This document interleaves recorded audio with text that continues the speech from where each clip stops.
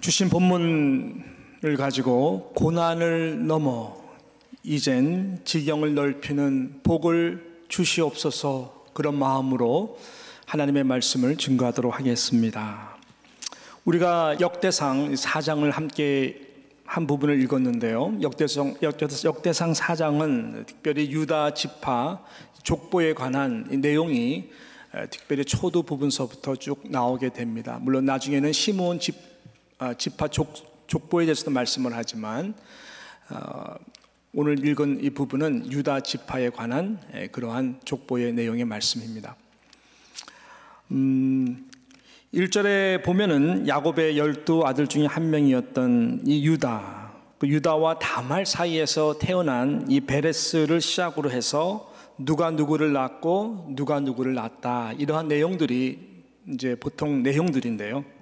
말 그대로 이름들만 나오는데 유독 저와 여러분이 읽은 이 9절과 10절을 보게 되면은 하나님께서 어느 한 인물을 조명을 하고 그의 역전의 스토리가 있는 이 축복의 내용의 인생에 대하여 우리들에게 말씀하는 것을 우리는 발견하게 되는 것이죠. 야베스라고 하는 그 인물입니다.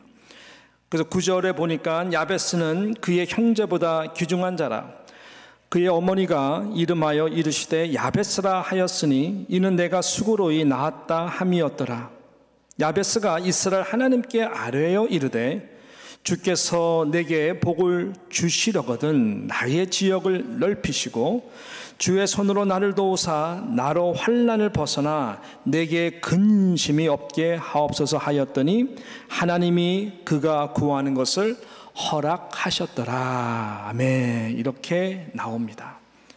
이 축복의 주인공의 이름은 야베스입니다. 유다 자손의 한 사람이었습니다.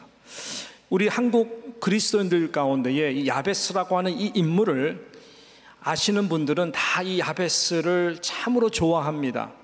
제가 볼 때는 이 두 가지 포인트에서 그분을 참 이분을 좋아하시는 것 같아요.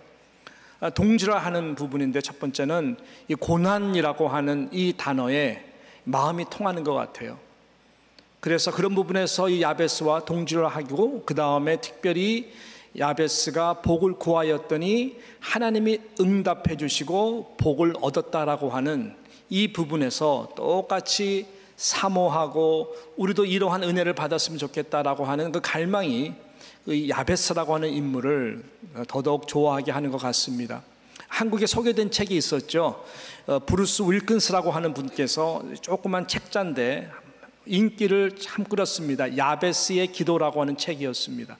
이 야베스라고 하는 인물을 놓고 쓴 책인데, 그래서 그런지 더더욱 많은 분들이 이 야베스라는 인물을 좋아합니다. 저는 우리 뉴욕 장로교회 성도 모든 여러분들께서 이왕 우리가 한 번 사는 인생이고 하나님을 믿는 하나님의 자녀인데 하나님께서 준비하신 모든 복들을 야베스와 같이 다 누릴 수 있는 저와 여러분의 미래가 되기를 진심으로 축복하는 것입니다.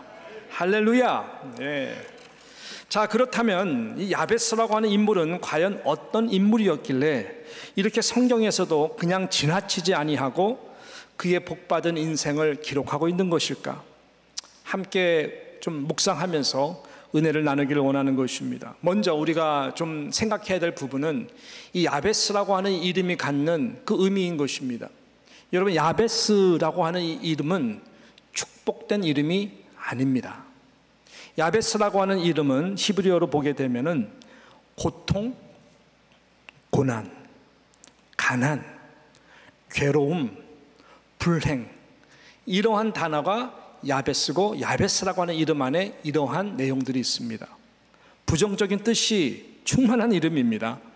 그러니까 이분의 이 출생부터가 고통, 가난, 괴로움, 불행. 그래서 고통의 아들, 가난의 아들, 괴로움의 아들, 불행의 아들, 이런 운명적 수식어를 가지고 태어난 인물이 여러분 야베스인 것입니다. 9절에 이렇게 말씀하잖아요. 그의 어머니가 이름하여 이르시되 야베스라 하였으니 이는 내가 수고로이 고난 가운데에 나았다 함이었더라. 그래서 야베스라고 이름을 지은 것입니다. 여러분 한번 생각해 보십시오. 이 세상에 어느 어머니가 아무리 어렵게 잉태한 아들이라도 얼마나 사랑스럽고 얼마나 축복해 주고 싶겠습니까? 어느 어머니가 이 한 아들의 인생의 운명을 짓는 그 이름을 고통, 가난, 괴로운, 불행한 인생이다, 그래서 야베스라고 짓겠냐고요. 그렇게 짓고 싶어서 지을 수 있는 부모가 없지요. 그만큼 그 당시 상황에서는 그럴 수밖에 없었던 이 기가 막힌 이러한 절실한 이 삶을 반영하고 있는 것이 아니겠습니까? 전혀 이것이 결론이고 소망이 안 보이는 것입니다. 자, 그럼에도 불구하고 어쩌면 그래서 그런지 성경은 이런 야베스가 너무나 놀라운 이 반전의 축복을 받은 인물로 기록하고 있다라고 하는 것입니다. 그것은 분명하죠. 이유가 있는 거겠죠. 하나님이 왜 이 인물의 조명을 하고 주목을 하셔서 그냥 낳고를 끝내버리면 될 것 같다가 이렇게 두 줄을 사용하시면서 이 분의 인생을 이렇게 높여주시고 복을 주시는 메시지를 하시는 것일까? 너무나 분명한 메시지입니다. 오가는 세대 가운데에 아무리 너의 삶이 불행하고 아무리 너의 삶이 고난 가운데 있고 아무리 너의 삶이 고통스럽다 할지라도 아무리 불행하다고 느낀다 할지라도 예수 그리스도 안에 있다면 하나님의 자녀라면은 유다 지파가 그런 라인인데 복을 받을 수 있다. 이 메시지를 증거하는 것 아니겠습니까? 이 하나님께 주실 복을 포기하지 말고 사모하고 복을 받아 누리면서 살라라고 하는 거예요. 할렐루야.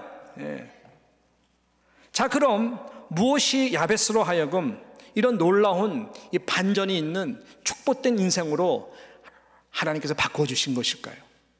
답은 너무나 간단하고 간결합니다. 기도였습니다. 기도. 하나님의 축복을 끌고 오게 할 수 있는 절실한 기도, 절박한 기도, 간절한 기도, 부르짖는 기도, 그 기도가 하나님의 축복의 보고를 열게 되었다라는 것이 뭐냐면 10절 하반절에 보니까 이렇게 결론을 합니다. 하나님이 그가 구하는 것을 어떻게 했다고요? 허락하셨더라. 할렐루야. 여러분, 이 구약 시대 가운데에 참 힘든 모든 시대들이 많았지만은 특별히 가장 고난하다, 불행하다, 야베스 이름과 같은 그러한 참 그 시대를 이야기한다면은 아마도 제 생각에는 예레미야 선지자가 사역하던 당시가 아닌가. 그래서 예레미야서를 보게 되면은 예레미야가 얼마나 눈물을 많이 흘렸는지 이 예레미야 선지자를 가리켜서 눈물의 선지자라고 말한 것입니다. 그건 기쁨의 눈물이 아니에요. 고난과 고통과 불행과 이스라엘 백성들을 바라보며 찢어지는 마음 때문에 너무 힘들어서 눈물을 흘렸어요. 52장이라고 하는 대선지서를 다 썼음에도 불구하고 또 슬프고 힘들어서 에레미야 애가라고 5장을 더 덧붙여서 기록한 선지자 에레미야. 자, 에레미야 33장입니다.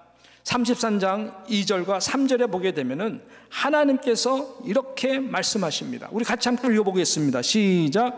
이를 행하시는 여호와, 그것을 만들며 성취하시는 여호와, 그의 이름을 여호와라 하는 이가 이와 같이 이르시되 어떻게 해요? 시작. 너는 내게 부르짖으라. 내가 내게 응답하겠고 내가 알지 못하는 크고 은밀한 일을 내게 보이리라 라고 말씀하셨습니다. 가장 고난과 불행과 모든 것을 포기하고 싶은 그런 시대 가운데 하나님은 우리의 생각과 너무나 다른 것이죠. 너희들은 몰라도 너무나 모른다 말씀하시는 것입니다. 간절히 절실히 부르짖고 구하면 나를 만나게 될 것이다. 나는 어떤 자냐?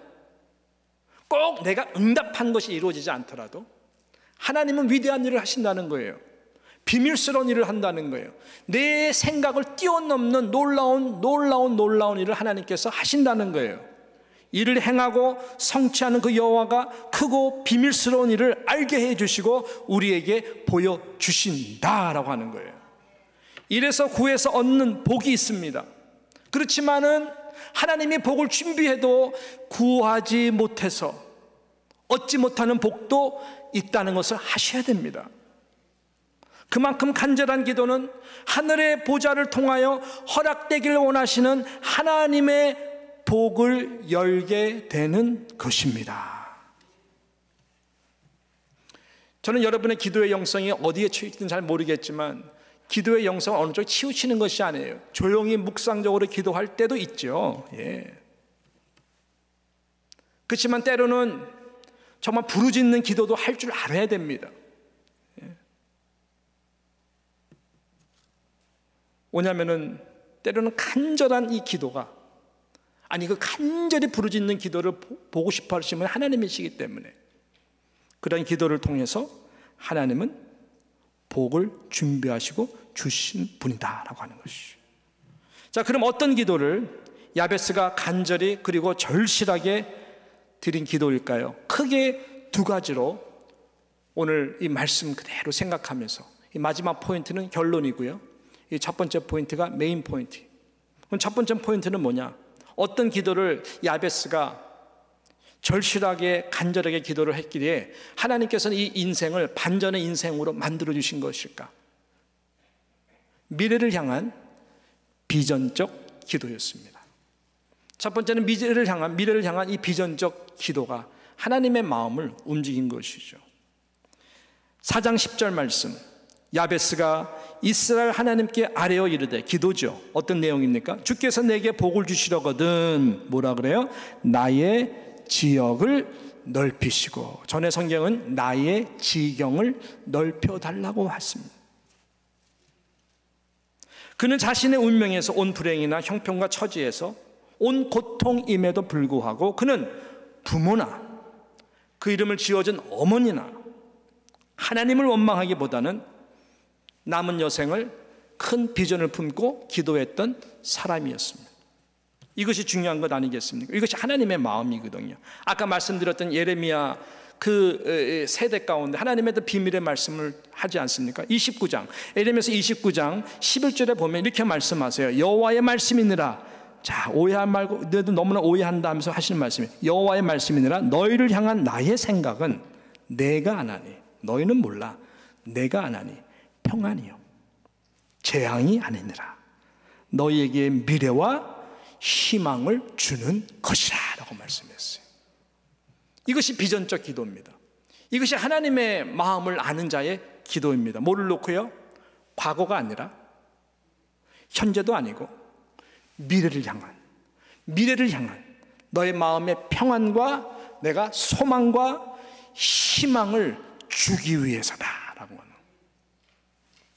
그래서 우리가 몇 가지로 생각을 좀 해야 되는 거예요. 그럼 어떤 우리가 비전적 기도를 드려야 되나? 첫 번째는 과거의 불행, 아픈 상처와 부정적인 생각들, 나는 안 돼, 나는 이래서 안 돼, 그러한 편협적인, 여러분의 고칠 수도 없고 돌아갈 수도 없는 그러한 삶의 영역에서 더 이상 매이지 않고 비전을 향해, 미래를 향해 힘있게 나아가는 그런 은혜를 달라고 하나님 앞에 기도하는 이것이 중요한 것입니다. 나의 삶의 편협한 테두리에서 지역을 주여 넓게 해달라고, 펼쳐달라고 기도하는 것이죠. 이런 비전적 기도를 하나님께서 귀하게 보십니다. 왜 그럴까요? 하나님은요, 우리의 과거를 다 아시는 분이세요. 아니, 과거보다 더 내려가서 하나님은 영원 전부터, 아니 못해, 또 영원 전부터 하나님은 우리를 다 아시는 분이세요. 여러분이 앉고 서는 웃음을 아십니다. 여러분의 모든 생각들을 아십니다. 하나님은 여러분을 아세요. 그리고 하나님은 우리가 가보지 않은 미래를 아세요. 여러분의 미래를 아세요. 하나님은 영원 끝까지 우리와 함께 하시는 분이십니다. 이런 하나님을 우리가 제대로 알고 나의 출생지가 어떠한지, 나의 부모가 나를 어떻게 생각해서 이름을 지었든지, 그래서 내가 지금 가난하고 불행하고 모든 상황에 내가 갇혀 있다. 나는 금수저가 아니다. 나는 흙수저 이하다. 흙수저 이하가 뭘까요? 모르겠어요.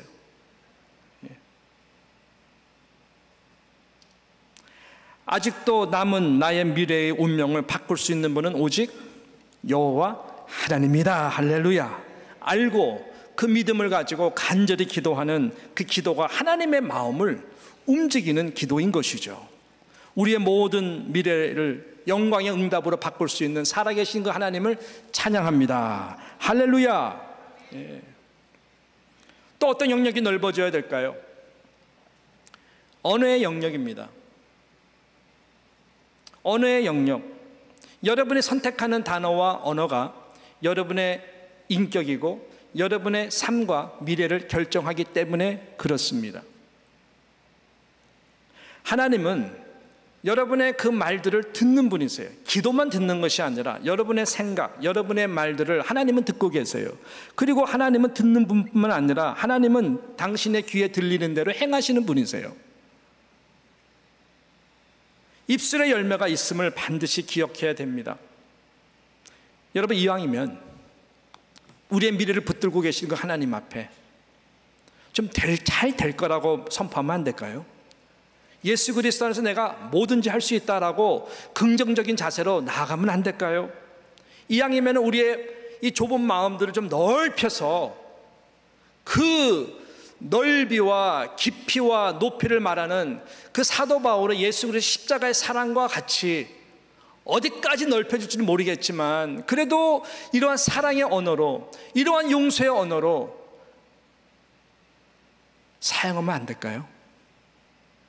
그렇게 선포하고 그런 단어들이 내 안에 들어오는 순간, 표현되는 순간 여러분의 마음들이 넓어집니다. 그리고 이왕이면은 격려의 언어로 상대방에게 나아가면 안 될까요? 그러면은 그 영혼들의 쪼그라진 마음들이 여러분의 그런 격려의 마음을 통해서 조금씩 펴지고 넓어질 거 아닙니까? 그러니까 모든 우리의 삶 가운데의 90% 이상이 다 관계 다이내믹스인데 여러분의 모든 관계적 영역도 여러분의 성품도 다 넓어지려면 이 십자가의 언어, 하늘의 언어밖에 없는 거예요. 하나님은 그러한 언어들을 귀하게 보시고 그 언어대로 당신의 귀에 들린 대로 넓혀주시고 행하시는 분이에요. 희망의 언어를 사용하십시오. 이왕이면은 그 사람 입장에서 공감의 언어를 사용하십시오. 긍정의 언어, 하나님의 말씀을 베이스한 믿음의 언어를 선포하시면 하나님의 약속의 말씀이 여러분의 삶, 다음 세대, 그 다음 세대 가운데에도 천대까지 이르러 그 하나님의 언약의 약속의 말씀이 다 이루어지는 놀라운 복을 주시는 것이죠. 야베스는 이런 언어로 살았어요. 100% 그럴 거예요. 왜냐하면 자신의 이 삶 형편을 놓고 이 사람 저 사람에게 나는 지지리도 복이 없어. 야, 어떻게 우리 엄마 저럴 수 있니? 나 이름 어떻게 야베스라고 짓냐고. 그러니까 내 모양이 이 꼴이지. 여러분, 그렇게 야베스가 살았을까요? 절대로 그렇지가 않죠. 그래서 야베스는 이 모든 것을 기도라고 하는 하나님 앞에 가져간 거예요. 마치 시편 기자가 이 기도라고 하는 그 시를 가지고 하나님 앞에 간 것처럼 하나님 앞에 갖고 간 거예요. 여러분, 하나님 앞에서는 여러분께서 어떤 말도 다 하셔도 돼요. 저놈 또 왔어요. 어제 먹은 추석떡이 다시 올라와요. 괜찮아요. 다 하세요. 저 사기꾼 보면은 너무너무 힘들어요. 다 하세요. 상관없어요. 여러분의 마음 찌꺼기 다 누가 하실까요? 하나님이 다 하세요. 하나님 앞에서는 우리가 모든 죄를 고백할 수도 있고 우리의 모든 연약함도 다 하나님 앞에 얘기할 수도 있어요. 하나님 앞에는 그래요. 사람한테는 하면 안 돼요. 노. 사람은 안 돼요.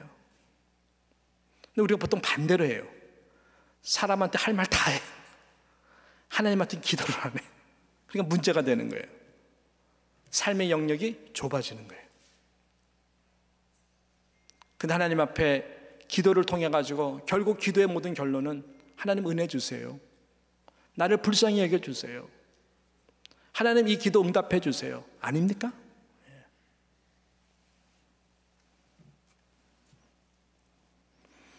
그럴 때에 우리들의 상처들도 아물기 시작하고 안 밖으로 긍정적인 사람과 관계의 영역이 넓어지고 하나님의 놀라운 축복의 통로가 여러분이 선포하는 대로 이끌어 가시는 하나님의 지경을 넓히는 놀라운 입술의 열매들을 우리 모두가 경험하게 될 것입니다.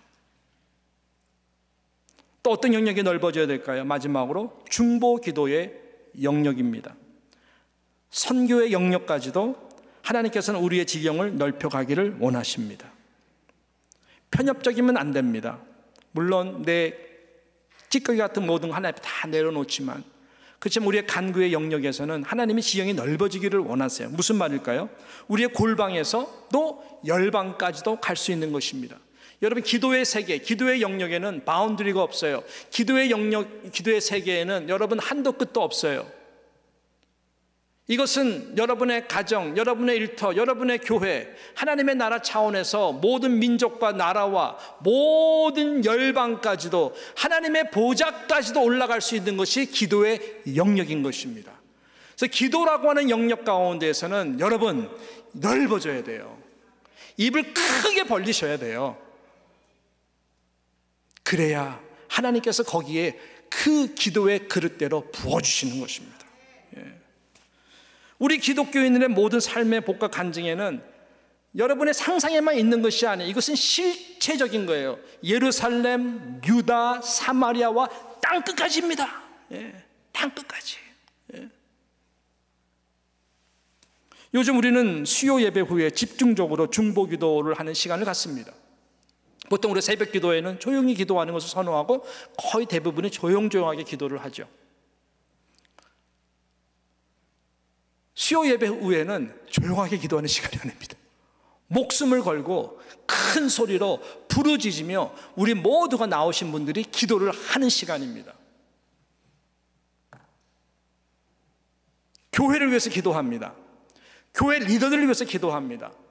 교회 사역들을 위해서 간절하게 기도합니다. 그리고 우리 환우들을 위해서 기도합니다.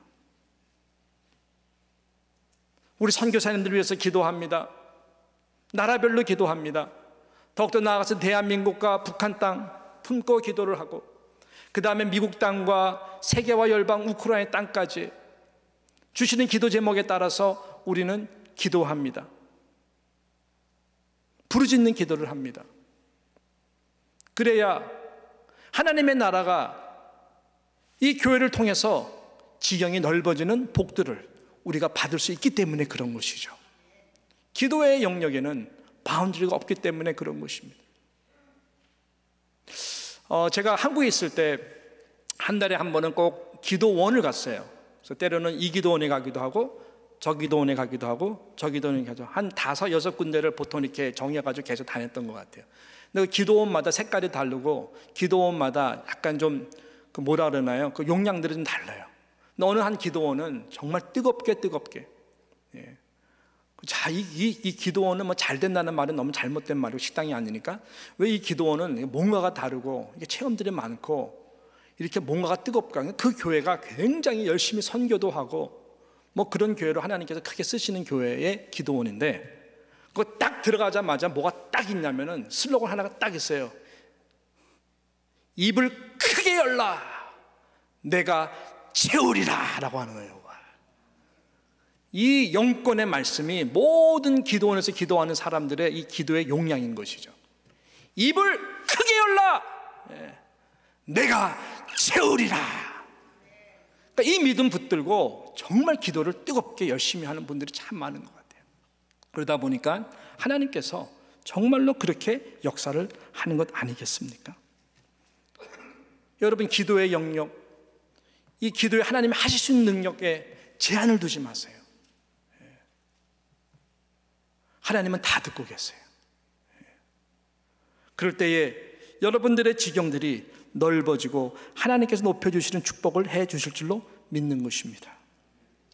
모든 하나님께서 넓혀준 지경은 이 아브라함의 복이에요. 너로 인하여 모든 족속이 복을 얻게 될 것이다. 하나님의 나라가 다 이렇게 중심이 되어 있어요.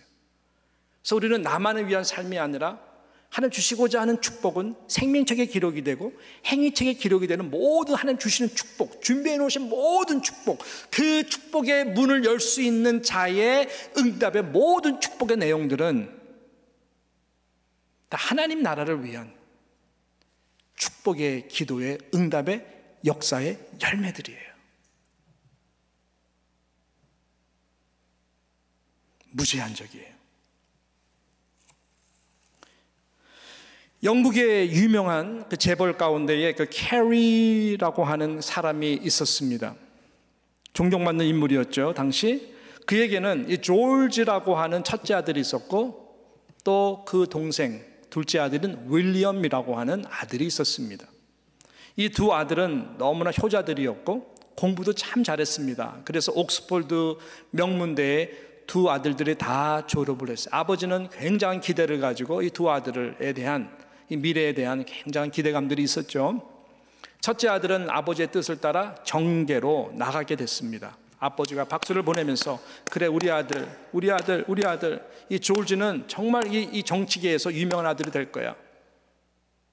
둘째 아들 윌리엄이었습니다. 근데 윌리엄은 인도로 가겠다고, 인도로 선교사로 가겠다라고 말을 합니다. 도대체 인도라는 나라 가슴 포하게 선교사로 자기는 가겠다고. 그러니까 아버지가 너무 실망했어요. 그리고 모든 가족들이 다 반대를 한 것이죠.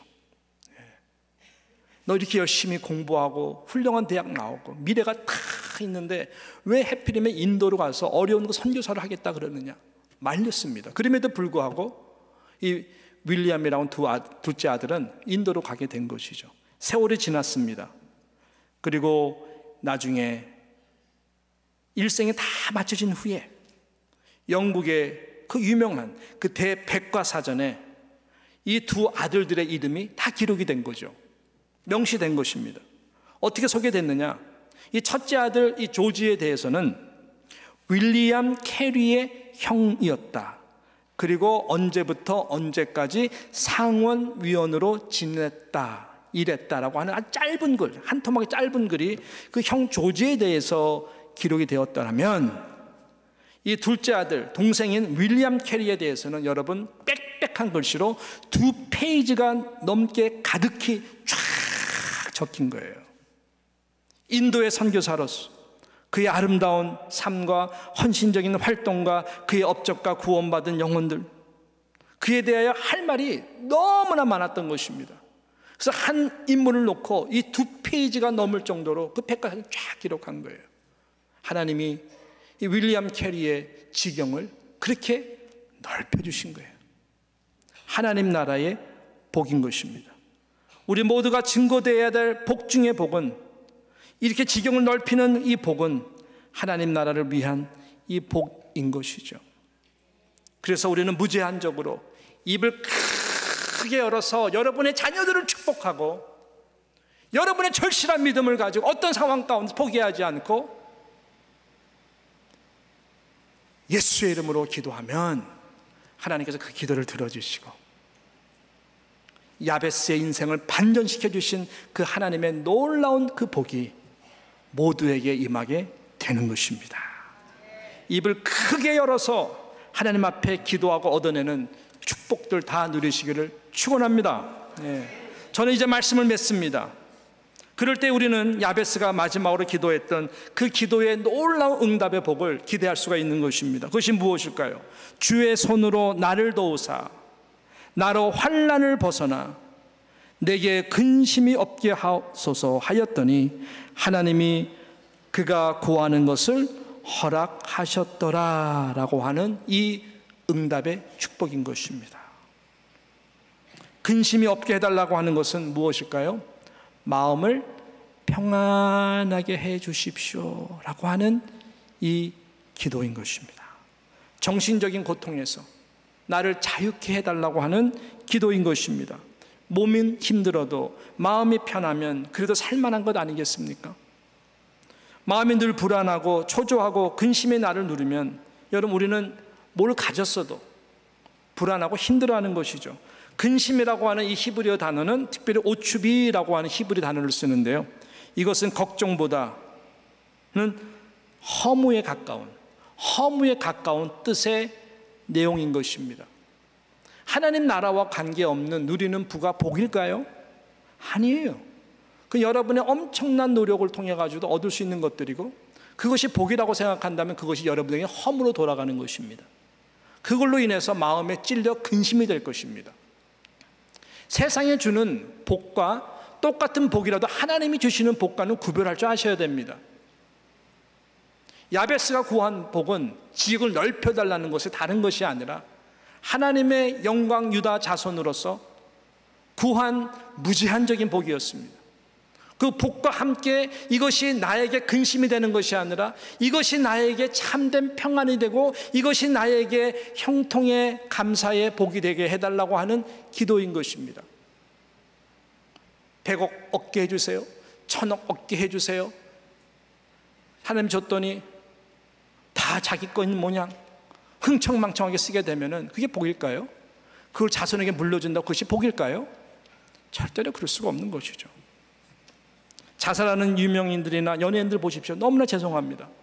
부모님 이 말씀 들으면 얼마나 아파할까요? 너무 죄송해요. 정말로 죄송해요. 이런 예를 들어서 죄송합니다. 그들에게 돈이 없습니까?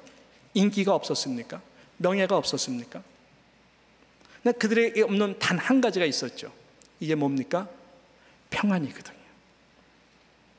평안. 내가 왜 이 엔터테인먼트 세계에서 노래를 해야 되는지, 춤을 춰야 되는지, 왜 연기를 해야 되는지, 이 유명세를 가지고 내가 어떻게 살아야 되는지, 그 이후에 너무나 허무한 거죠.